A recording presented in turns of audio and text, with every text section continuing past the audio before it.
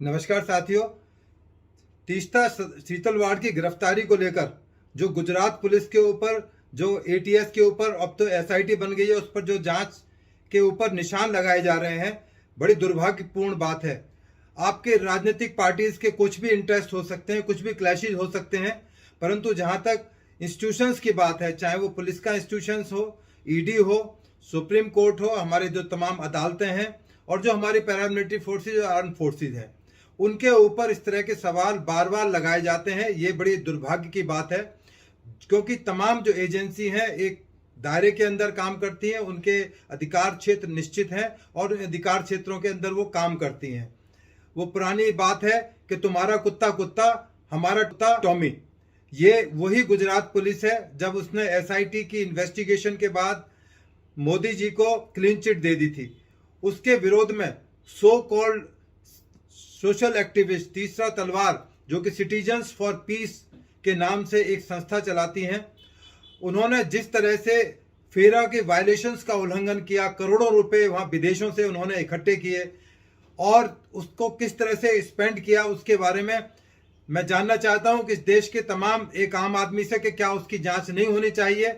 हम सबको हक है कि उन तमाम चीज़ों की जानकारियां हासिल करें कि ये कैसे हुआ कि उन्होंने एक संस्था के नाम से पैसे जो उनके एम्प्लॉयज के लिए लिए गए थे, किस तरह से उस पैसे को डाइवर्ट किया गया, कैसे उसको मिसयूज किया गया, एक कैंपेन के तहत एक पॉलिटिकल पार्टीज को बदनाम करने के लिए या पर्टिकुलर एक पर्सन को बदनाम करने के लिए। जिस तरह से ईडी पर बार बार सवाल उठाए जा रहे हैं, राहुल गांधी को लेकर जिस तरह से प्रदर्शन के साथ में वो टीमें पहुंचती हैं, मुझे अच्छी तरह याद है कि जब मोदी जी को इन्वेस्टिगेशन के लिए एसआईटी के सामने जाना होता था, केवल एक पानी की बोतल लेकर पौने 10 बजे पहुंच जाते थे। केवल ब्रेक के लिए बाहर आते थे, ना कोई हंगामा, ना था टीम थी, ना कोई सोशल मीडिया में इतना हंगामा था जैसे बहुत हंगामा बरसाया जा रहा है। सत्येंद्र जैन का दिल्ली के अंदर ईडी ने अरेस्ट किया, इतना हंगामा हुआ जैसे पता नहीं कितना बड़ा बादल, कितना बड़ा एजेंसीज ने बहुत बड़ी गलती कर दी है उनको अरेस्ट करके। अब संजय राउत के ऊपर दोबारा ईडी एक जांच कर रही है, उस पर फिर सवाल उठेंगे, क्योंकि उनकी जो अनियमितताएं, जो प्रॉपर्टीज की उन्होंने बेनामी प्रॉपर्टीज की खरीद फरोख्त की है, तो क्या ईडीज का हक नहीं है जानना क्या एजेंसी किस लिए बनी हुई है। और तीस्ता तलवार के केस में सुप्रीम कोर्ट ने क्लियर आदेश दिया है और क्लीन चिट देते हुए कहा है कि तमाम मामले की जांच होनी चाहिए। इतने सीरियस एलिगेशन है, 468, 471 और तमाम धाराओं के खिलाफ उनके मुकदमे दर्ज हैं। 468 में forgery for the purpose of cheating, जिसमें 7 साल की सजा है, और दूसरा 471 यूजिंग ए जेन्युइन फोर्स डॉक्यूमेंट, उनको पता होते हुए वो पहले शिक्षा की कानूनी शिक्षा ले चुकी हैं, उसके बाद पत्रकारिता के क्षेत्र में आई, एक बहुत बड़ी एनजीओ की मालकिन है, बॉम्बे में रहती हैं, करोड़ों रुपए के कोठी के अंदर वो रहती हैं, जो अमिताभ बच्चन की कोठी से भी बड़ा माना जाता है। तो ऐसे में क्या सवाल नहीं पूछा जाना चाहिए? क्यों ना पूछे हम लोग सवाल? हम जरूर पूछेंगे तीस्ता तलवार से, चाहे संजय राउत हो, चाहे सत्येंद्र जैन हो, चाहे कांग्रेस के जो प्रमुख लीडर थे, जो 106 दिन जेल में रहे चिदम्बरम साहब। हमारा हक है जानने का कि किस तरह से ये बड़े पदों पर आसीन लोग बैठे अनियमितताएं करते हैं, सब कुछ जानते हुए करते हैं। एक आम आदमी का छोटे सा वायलेशन हो जाए, तमाम सिस्टम उसके पीछे पड़ जाता है, तमाम पॉलिटिकल पार्टीज उसके पीछे पड़ जाती हैं। पर इन लोगों को डिफेंड करने के लिए किस तरह से एक बहुत बड़ा गुट और इंक्लूडिंग राजनीतिक पार्टीज खड़ी हो जाती हैं, तो शो करती हैं कहीं ना कहीं इनकी मेलाफाइड एक इंटेंशन को शो करती हैं। ये जो फंड्स की जो इलीगलिटीज थी, जो फेरा के वायलेशंस थे, वो बहुत सीरियस वायलेशंस हैं और उसकी इन्वेस्टिगेशन होनी चाहिए। और जो आदमी कानून की पढ़ाई कर चुका हो, सोशल मीडिया में हो, जिस तरह से वो फैब्रिकेट किया गया, आरोप बेबुनियाद थे, उनको सब पता था कि आरोप बेबुनियाद हैं। जिस तरह से उन्होंने मिसेस जाफरी का इस्तेमाल किया, उनके कंधे पर रखकर बंदूक चलाई, तमाम तरह के जो डॉक्यूमेंट्स थे फोर्ज उन्होंने तैयार किए, तो ये तमाम चीजें की जानकारी होनी चाहिए सोशल मीडिया के थ्रू, और तमाम जो लीगल उसके एस्पेक्ट है उनकी जानकारी और इन्वेस्टिगेशन क्यों ना हो। अभी जो शीतल तलवार और जो 2 आईपीएस ऑफिसर, एक संजय भट्ट ऑलरेडी जेल के अंदर है, एक जो एक्स डीजीपी हैं जिनके ऊपर भी सीरियस एलिगेशंस है। जब पुलिस ऑफिसर्स के ऊपर एलिगेशंस है, उनके बचाव में कोई संस्था नहीं आती, परंतु इस तरह के जो लोग हैं उनके बचाव में ऐसा लगता है कि बहुत बड़ा तूफान खड़ा गया कर दिया जाएगा। ये एब्यूज ऑफ लॉ है। जो पुलिस ऑफिसर अरेस्ट किए मैंने किसी सोशल मीडिया में देखा कि उनके बारे में कोई बातचीत की जा रही हो कि उनके खिलाफ झूठे आरोप थे या गलत थे। उनके बारे में तमाम मीडिया, तमाम संस्थाएं बिल्कुल साइलेंट है।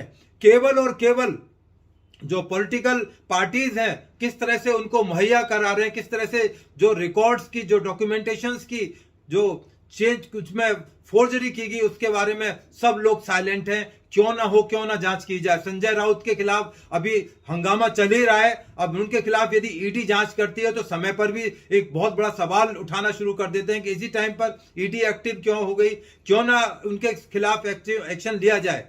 तो ये तमाम चीजें जो पुलिस से, कानून से और जो तमाम चीजों की जानकारियां रखते हैं, ऐसे ऐसे लेमैन मीडिया पर आकर बैठते हैं, टीवी पर अपनी बात रखते हैं। हंसी भी आती है और शर्म भी आती है कि किस तरह के लोग हैं जिनको कानून की बेसिक नॉलेज नहीं, जिन्होंने कभी इन्वेस्टिगेशन किया, ना उनकी लॉ के बारे में कोई जानकारी, वो इस तरह की बातें करते हैं। तो ये एक शर्म की बात है। जो ऑफेंस शीतल तलवार के ऊपर है, तीस्ता तलवार के ऊपर है, वो स्टेट के खिलाफ ऑफेंस है। एलिगेशंस अगेंस्ट स्टेट है उनके खिलाफ जो एलिगेशंस है। तो तमाम अपने आप को ह्यूमन राइट के एक्टिविस्ट क्लेम करती रही है शीतल तलवार। इतनी लंबी उन्होंने लिटिगेशन एक पर्टिकुलर एक पर्पस से की, उसकी जानकारी होनी चाहिए। दंगों की जांच होनी चाहिए, बिल्कुल मांग की गई थी, बहुत जोर शोर से मांग की गई थी। उस टाइम एसआईटी बनाई गई थी, तमाम चीजों की इन्वेस्टिगेशन और एविडेंसेस कलेक्ट किए गए थे। पर फॉल्स एविडेंस ना पुलिस क्रिएट कर सकती है, ना दूसरी इन्वेस्टिगेटिंग एजेंसी कर सकती हैं, क्योंकि उनकी जवाबदेही अदालतों के प्रति होती है। और ये छोटे मामले नहीं है, चाहे 2G 3G से जुड़े मामले हैं, ये तमाम जाते हैं माननीय सुप्रीम कोर्ट तक, जो सबसे बड़ी अदालत है हिंदुस्तान की, वहां तक जाते हैं।